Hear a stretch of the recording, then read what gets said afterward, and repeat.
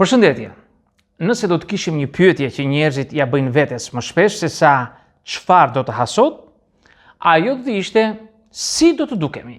Jo si jam, jo çfarë po përjetoj, por si do të dukem. Në sytë e kujt? Këtu nis absurdit. Në sytë e një publiku imagjinar që nuk ka emër, nuk ka fytyrë, por ka pushtet të plot mbi anktin ton. Kjo pyetje nuk vjen kur vetëm.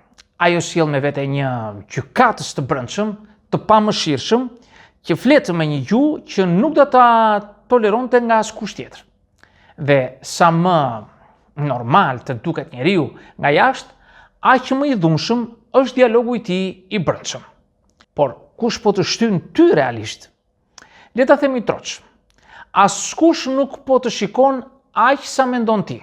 Kjo ide që je vazhdimisht në vëzhgim është një iluzion egocentrik, jo sepse je narcist, por sepse truri yt është i programuar të vendos në qendër të përvojës.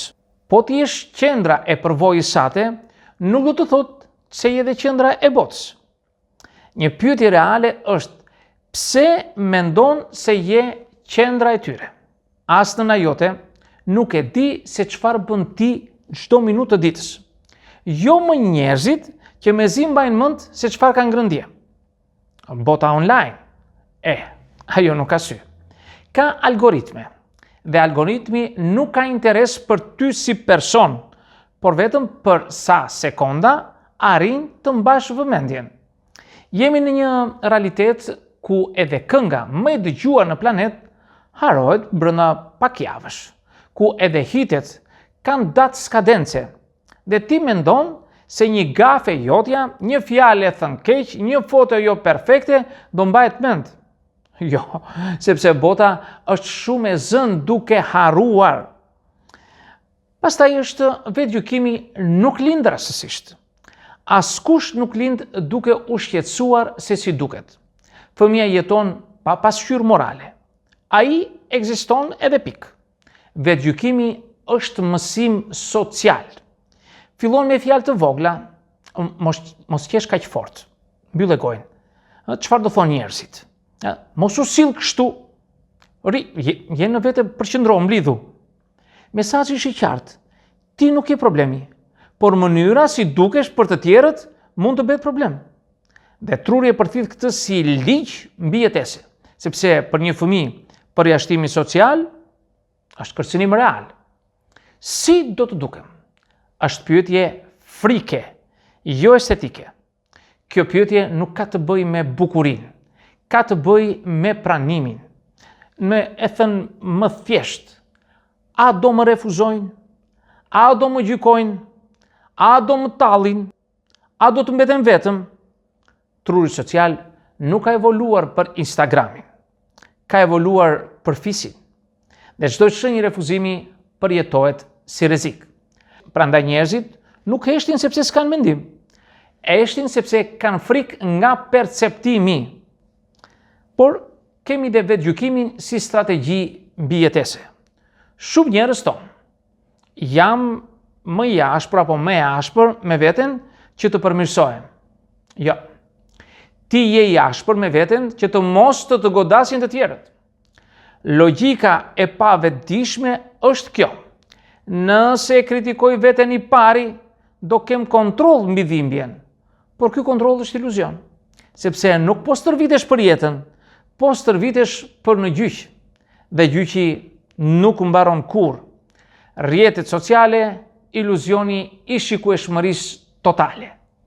Rrjetet sociale na kanë futur në një delir të ri. Idenë se jemi gjithmonë të ekspozuar, gjithmonë. Në fakt jemi më anonim se kur. Ti kalon, shfaqesh, zhdukesh. Jo sepse nuk vlen gjërat që ti thua, por sepse sistemi është ndërtuar për harres të shpejt. Ironia. Ti jeton me ankth sikur je në skenë, ndërsa realisht je në turmë. Perfeksionizmi është ankthi i veshur bukur. Perfeksionizmi nuk është standard i lartë. Është frikë e lartë. Është besimi se nëse nuk dukem i rregullt, i mençur, i qetë, i fortë, nuk ja vlej. Por njerëzit nuk lidhen me korrektësinë. Lidhen me njerëz që janë të gjallë, jo të përpunuar. Kur jeton për të dukur, shkëputesh nga vetja. Në momentin që pyetja kryesore bëhet si po dukem, ndjenjat bëhen sekondare. Ti nuk pyet më, a jam mirë? A e dua këtë? A më përket kjo? Por pyet, a duket mirë kjo që po bëj? Dhe kjo krijon një ndarje të brendshme. Një pjesë e jotja jeton, tjetra monitoron. Dhe monitorimi nuk flet kurrë. Çfarë ndodh kur e kupton që nuk je qendra e botës? Kjo është liruese, jo poshtruese.